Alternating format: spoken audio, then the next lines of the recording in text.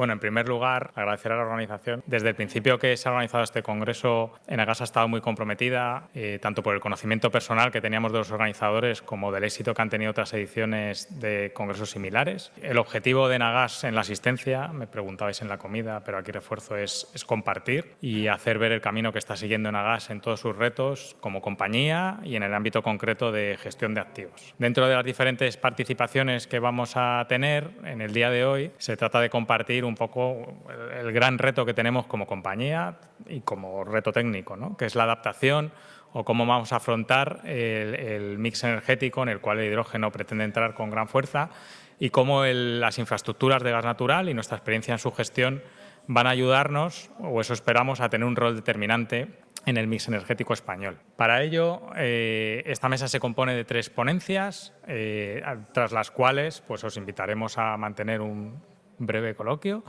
y muy personal. Las charlas serán pues, la primera a cargo de Rosa Nieto, directora de Ingeniería y Construcción de Enagas, la segunda por Jorge Manuel García, que es gerente de integridad de Gasoducto en Enagas, y por último Ricardo, que pertenece al Centro Nacional de Investigaciones Metalúrgicas, perteneciente al CSIC, y con el que tenemos una colaboración para afrontar estos retos. Sin más dilación, muchas gracias por la asistencia, por la participación y os dejo con Rosa. Bueno, yo voy a dar una visión un poco general de cuáles son estos retos, ¿no?, en la transición del gas natural al hidrógeno, y luego las otras 2 ponencias sí que ya son de un carácter mucho más técnico. Bueno, quería comenzar en primer lugar un poco una breve presentación de Enagas como gestor de infraestructuras gasistas y cómo en el futuro pues, más inmediato pues, también aspiramos a ser gestores de infraestructuras energéticas en esta transición al hidrógeno y también tener cierto rol en otros vectores energéticos. Como esta transición energética pues es obvio que tiene que ir acompañada de una transición digital, también bueno, abordaré un poco este tema, y que además, sobre todo, esta doble transición energética y digital es cómo estamos tratando de abordar la parte de ingeniería y construcción de la nueva red de hidrógeno, con el objetivo de crear un gemelo digital que podamos entregar luego a operación y mantenimiento para que puedan hacer un mantenimiento predictivo o incluso prescriptivo.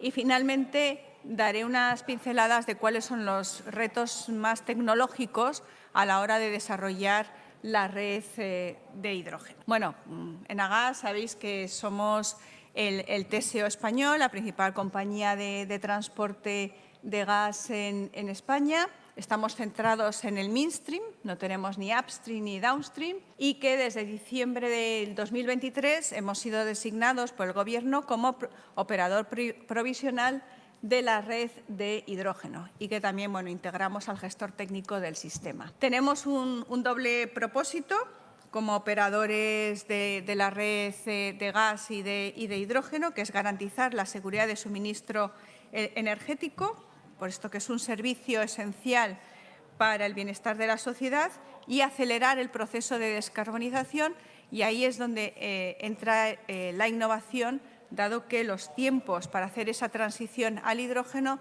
tienen que acelerarse y es, por tanto, fundamental la innovación. Bueno, en cuanto a las infraestructuras que operamos en estos momentos, operamos 11.000 kilómetros de gasoductos en España, operamos o tenemos participación en un total de 6 plantas de GNL y 3 almacenamientos subterráneos. Tenemos presencia también en otros países europeos, que es donde en estos momentos se centra el foco de la compañía, España y Europa. Hemos abandonado un poco la estrategia de años anteriores en que también nos centrábamos en Latinoamérica. Estamos participando en la construcción de una planta de GNL en Alemania, tenemos presencia en una planta de small scale en Italia, participamos en el gasoducto, en el Transadriatic Pipeline, que une Albania, Grecia e Italia, y también tenemos una participación en el operador griego.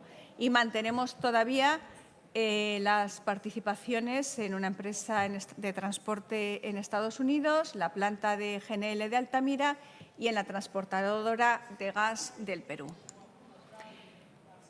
¿Cómo vamos a abordar o qué proyectamos en esta transición del gas natural al hidrógeno. Bueno, pues como HTNO, lo que aspiramos es a ser el gestor de la red troncal de hidrógeno, contribuyendo así a la transición energética, pero también a evolucionar las actuales infraestructuras gasistas para que sean infraestructuras energéticas multimolécula. Cuando hablamos de multimolécula, hablamos de hidrógeno, de biometano, de amoníaco, de transporte de CO2, en definitiva, lo que son los vectores energéticos principales. Y cómo esta red, digamos, que estamos proyectando en España une con Europa. Bueno, pues como sabéis, está el proyecto H2Med. El proyecto H2Med se compone como de dos gasoductos. El que une España con Portugal, el Celorico-Zamora, y el que une España con Francia, el Barcelona-Marsella. Esto es el proyecto H2Med. Y por el medio, lo que tenemos también proyectado es el desarrollo de la red troncal, que aparte de gasoductos también tiene almacenamientos subterráneos. Al estar conectados con Francia, luego estos hidrogenoductos siguen por Europa de tal forma que el hidrógeno generado en la península ibérica podrá llegar hasta Alemania. En cuanto a las inversiones previstas, bueno, pues en números redondos para lo que es la red troncal española, que tendrá además estaciones de compresión y dos almacenamientos subterráneos, estamos hablando de unos 5.000 millones de euros, mientras que para el H2Med, en la parte española, es del orden de 1.000 millones de euros, 2,5 billones en total. Con lo cual, digamos, la inversión prevista en España es del orden de los 6.000 millones de euros. Pasando a lo que comentaba antes, de que esta transición del gas natural al hidrógeno tiene que ir acompañada de digitalización, no es únicamente por una cuestión de moda, ¿no? de que el mundo es cada vez más digital. Es que hay también una realidad técnica detrás que hace necesaria esa digitalización. Y es que el transporte de la molécula de hidrógeno presenta unos mayores retos con respecto al transporte de la molécula de gas, por sus diferentes características. Presenta retos en el tema de la integridad a las tuberías, que eso será objeto de la ponencia de Jorge, y no voy a entrar, por tanto, en más detalle en eso, pero también hay un tema muy relevante de la posibilidad de fugas. Se trata de una molécula muy pequeña, con lo cual la posibilidad de emisiones fugitivas es mayor incluso que en el caso del gas natural. Y luego está el propio patrón de generación de ese hidrógeno. Cuando hablamos de hidrógeno, hablamos lógicamente de hidrógeno verde, generado, por tanto, con energías renovables que tienen un patrón de generación intermitente. Esto hace que sean necesarios almacenamientos subterráneos, pero incluso con estos almacenamientos subterráneos, las variaciones de presión en la red van a ser mucho mayores, de mayor amplitud y con mayor número de ciclos de lo que puede ocurrir actualmente en la red de gas, en que esas variaciones de presión son mucho menos relevantes. Por tanto, es necesario que esta red de hidrógeno esté mucho más monitorizada que la red de gas, de tal forma que podamos tener casi en tiempo real una visión de cómo está la integridad de nuestra red, que podamos ir casi a un mantenimiento, digamos, prescriptivo y, en el fondo, bueno, pues que sea como una especie de smart grid, ¿no? El término smart grid se utiliza más para las redes eléctricas, en otro sentido, pero aquí nosotros lo utilizamos en el sentido de que tiene que ser una red absolutamente monitorizada para tener en tiempo real la condición de la misma. Y para eso, pues lo que tenemos es que hacer una gestión digital segura de los activos. Eso es lo que luego operación y mantenimiento nos va a demandar a los que nos vamos a encargar de la ingeniería y construcción de esta red. Y esa gestión digital segura de los activos supone el poder tener datos que podamos analizar para predecir fallos y analizar mantenimientos. Para ello habrá que instalar sensores que nos permitan esa supervisión en tiempo real. Hablamos de sensores, hablamos de IoT, de instrumentación convencional. Habrá que también ir a patrones de automatización para que nos permitan ajustar operaciones según datos en tiempo real. Y cuando decimos, además, de gestión digital, tiene que ser segura, obviamente. Eso ya nadie se lo cuestiona. Con lo cual, el tema de la ciberseguridad también va a ser muy relevante en el propio diseño de la red para evitar amenazas digitales. Y con todos estos objetivos que de alguna forma nos impone operación y mantenimiento, pues lógicamente nosotros lo que tenemos es que tratar de entregarles un gemelo digital, por así decirlo, estático, que luego se conecte con los datos en tiempo real y pueda ser utilizado por los operadores de mantenimiento. Entonces, con esta visión de que tenemos que crear un gemelo digital, ¿cómo pensamos abordar la ingeniería y construcción de esta nueva red? Bueno, pues, a ver, en primer lugar voy a poner un poco más de detalle o con mayor claridad cuál es la red que estamos proyectando. Vemos que tenemos aquí algunas líneas discontinuas. Estos son tramos de gasoducto que vamos a reconvertir o que vamos a estudiar al menos su posibilidad de reconversión. Vamos a tener un total de 5 estaciones de compresión y los almacenamientos subterráneos van a ser en cavidades salinas de nueva creación en la zona del Cantábrico, que es la zona de España donde mayor presencia de sal en el subsuelo encontramos. Estos trazados de los hidrogenoductos coinciden más o menos a un 80% con los trazados de los gasoductos, lo cual simplifica o por lo menos facilita todo el proceso de permitting y todo el proceso también de análisis de rutas.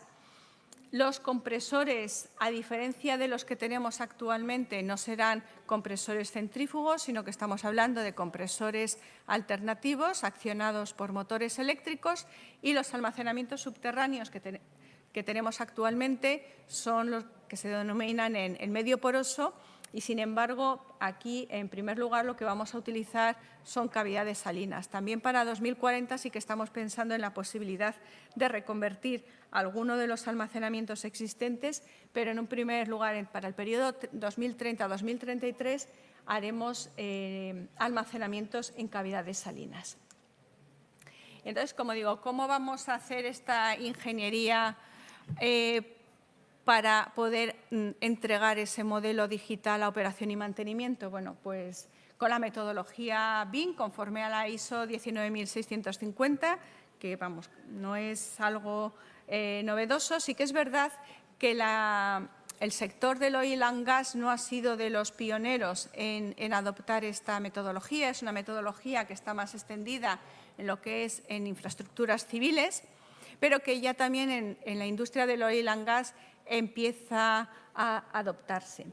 Esto nos va a permitir crear ese modelo virtual de la instalación utilizando herramientas integradas en una plataforma digital, lo que se llama el Common Data Environment. Y además, en el caso de los hidrogenoductos, aquí no es tan relevante que al final tengamos un modelo 3D, ¿no? Una tubería, pues al final puede ser perfectamente una imagen lineal. Pero sí que es importante que en ese modelo virtual, bueno, pues se puede integrar toda la información que se tiene en los sistemas de información geográfica en los GIS. Y lo que es importante es que contenga toda la información detallada de los componentes, de los sistemas, de las estructuras, y en el caso concreto de los hidrogenoductos, pues es importante que tenga toda la información de las soldaduras, toda la información de las tuberías y también lo que es el paso del primer EMA tras la puesta en marcha, que pueda servir como línea base para establecer la condición de la tubería. En cuanto, bueno, pues este modelo BIM, pues como sabéis, tiene distintos componentes: la geometría, que es lo que nos da esa maqueta 3D, que en el caso, como digo, de los hidrogenoductos no es relevante el 3D, sí en la parte de estaciones de compresión y sí en la parte de los almacenamientos subterráneos, sobre todo en la parte de las instalaciones de superficie de los mismos. Lo relevante es, como digo, que además todos los elementos tienen sus atributos, sus propiedades, en que se incluya esa información de materiales, dimensiones, especificaciones técnicas, que además establezcan las relaciones entre los distintos componentes del sistema y que también se pueda ya incluso aportar toda la información que los fabricantes dan de mantenimientos, mantenimientos recomendados, de vida útil esperada de los equipos, de tal forma que toda esa información, tanto de la fase de diseño como ya también de los propios fabricantes, esté agregada en ese modelo tridimensional. También tiene muchas ventajas el utilizar esta metodología para la propia fase de ingeniería y diseño. No es únicamente para la entrega a operación y mantenimiento, sino que para la propia ingeniería pues nos va a permitir una visualización temprana. Antes de abordar la construcción, vamos a tener una visualización de nuestra infraestructura y vamos a poder hacer una mejor planificación, por tanto, de la construcción. Además, se previenen errores. Siempre es mucho más barato corregir en fase de ingeniería que no en fase de construcción, eso es claro. Nos va a permitir una planificación mucho más precisa en todas las fases del proyecto. Permite incluso ensayar distintos tipos de montajes, distintos tipos de configuraciones, teniendo en cuenta también las necesidades que luego pueda haber para mantenimiento. Y, en definitiva, lo que nos permite es una mejora de los procesos y una mayor eficiencia al reducir los riesgos, tanto en diseño como en construcción, mejorar planificación y control y hacer unas licitaciones de construcción más precisas y detalladas. Y, en el fondo, es diseñar y construir con esa visión de ciclo de vida, que quizás es uno de los elementos diferenciales a cómo se construyó en el pasado las infraestructuras gasistas. Ahora tenemos que diseñar y construir pensando en el ciclo completo de los activos, de vida de los activos. Una vez que hemos creado ya ese modelo digital y se entrega a operación y mantenimiento, a mí me gusta poner esta diapositiva porque de alguna forma resume, yo creo, bastante bien todo lo que he comentado. Tenemos esa plataforma digital de trabajo colaborativo, donde se crea la maqueta con todos los atributos de los elementos, el Common Data Environment, se crea el modelo BIM en fase de ingeniería y, finalmente, lo que es el modelo as-built, que se entrega ya a operación. Y una vez que ya comienza la operación del activo, este modelo empieza a recibir datos en tiempo real, empieza a recibir datos de mantenimiento, empieza a recibir datos empresariales, datos de mapas y territorio y, en el fondo, esto aquí un poco lo que se quiere decir es ese diseño con esa visión de ciclo de vida integral conforme a la ISO 55001, que Enagas también obtuvo el año pasado. Estamos certificados. Con lo cual, de alguna forma, lo que nos queda en estos momentos es ya digitalizar algo que ya tenemos conceptualizado. Antes hablábamos de que una vez que ese modelo virtual es entregado, ese modelo digital es entregado a operación y mantenimiento, empiezan a llegar los datos reales de la operación. Para que eso sea posible, obviamente, en fase de ingeniería hemos tenido que diseñar toda la instrumentación, todos los dispositivos OT que son necesarios para mantenimiento. Y esto es otra diferencia, yo creo, de cómo se diseñaba en fase de ingeniería tradicionalmente. Los procesistas, los instrumentistas solían colocar la instrumentación pensando en hacer una operación eficiente y segura. Y pocas veces se pensaba en poner instrumentación pensando en hacer también un mantenimiento eficiente o un mantenimiento predictivo.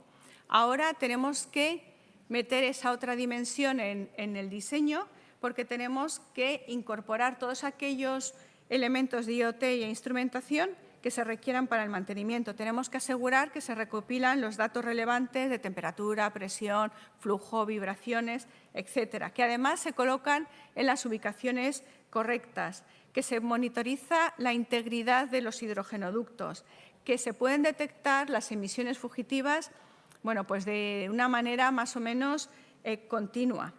En definitiva, hacer un diseño que luego permita la sincronización entre el modelo virtual y la instalación física.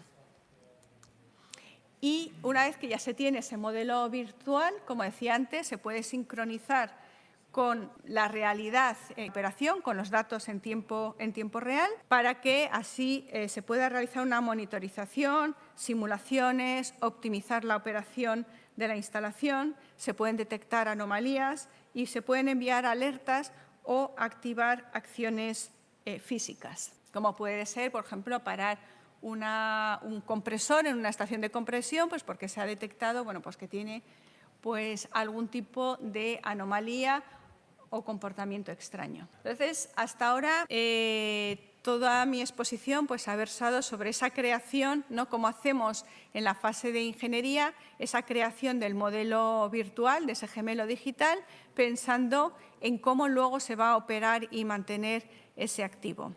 Como decía al principio, también me gustaría dar unas pinceladas de cuáles son los retos tecnológicos a los que nos enfrentamos a la hora de diseñar esa red de hidrogenoductos. Y, bueno, aunque es cierto que el estado del arte de todos los elementos necesarios para construir la red de hidrógeno tienen en general un alto grado de madurez, sí que hay algunos elementos que todavía requieren de ciertos desarrollos tecnológicos. Estamos, por ejemplo, hablando de los medidores de caudal fiscales.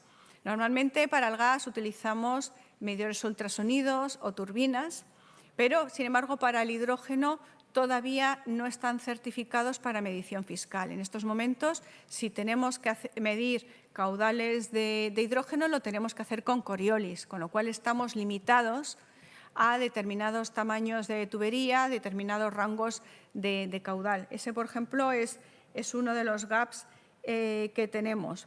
Luego, todavía se están desarrollando los estándares industriales, tanto a nivel internacional. ASME está haciendo desarrollos para redes de hidrógeno.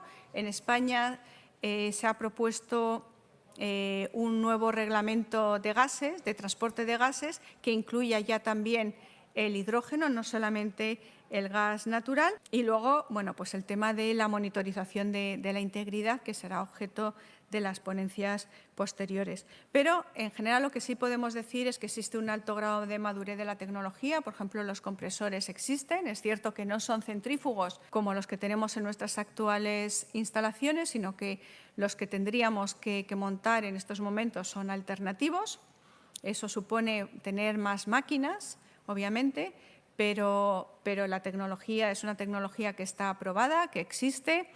A nivel de los almacenamientos subterráneos, pues ya también hay varios proyectos en Europa que están incluso probando cavidades salinas multiciclo, del orden de hacer hasta 100 ciclos, a lo mejor en 3 meses, ciclos de inyección y extracción parciales, con lo cual podemos decir que en general, todas las tecnologías tienen TRLs bastante elevados. Por profundizar un poco en el tema de la medición, que es quizás donde está el gap tecnológico en estos momentos más claro, en Enagas estamos construyendo en el centro metrológico que tenemos en Zaragoza un banco de calibración para contadores de hidrógeno. Es el proyecto que denominamos HyLoop, donde vamos a poder hacer la calibración de todo tipo de contadores, desde contadores tipo rotámetros, turbinas, muses, Coriolis, a presiones cercanas a lo que va a ser la presión de la red de hidrógeno y con posibilidad, además, de ir construyendo líneas adicionales de calibración, pues conforme la demanda así lo requiera. Y también está preparado para incorporar un banco de calibración primario, que es contra el que se calibran, a su vez, los medidores o los que utilizamos para las calibraciones de los muses o turbinas que podamos tener instalados en nuestra red.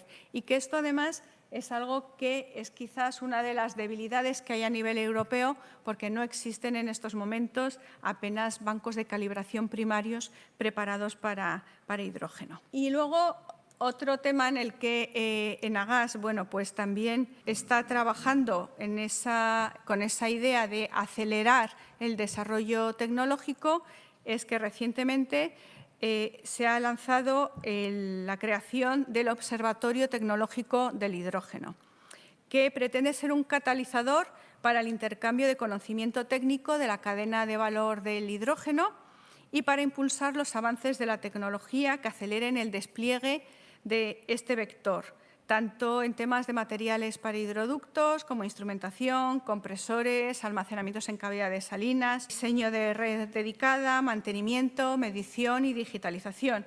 Entonces, tiene, digamos, como 3 objetivos o 3 funciones. La primera de ellas es monitorizar el estado de las tecnologías. La segunda, identificar tendencias futuras y anticipar la evolución tecnológica del sector. Y la tercera, compartir mejores prácticas relacionadas con la tecnología y la innovación.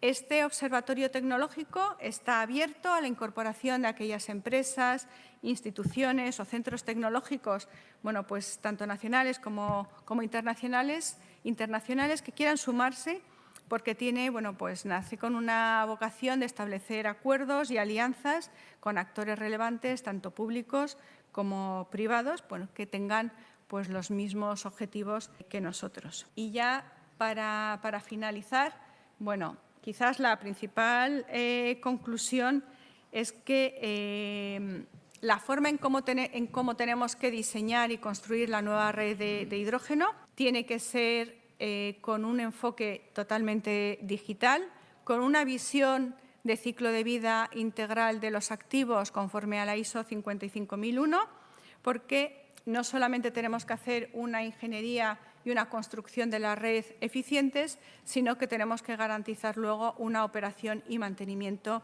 eficientes. La transición del gas natural al hidrógeno es evidente que presenta retos. Hay todavía camino de mejora en ciertas tecnologías, hay desafíos tecnológicos, pero desde luego es un paso crucial hacia la sostenibilidad energética. Y en ese sentido, Enagás está liderando el camino con la propuesta de infraestructura tanto de red troncal en España como el H2MED, con objetivo 2030, marcando así un hito en la doble transición energética y digital. Y nada, muchísimas gracias.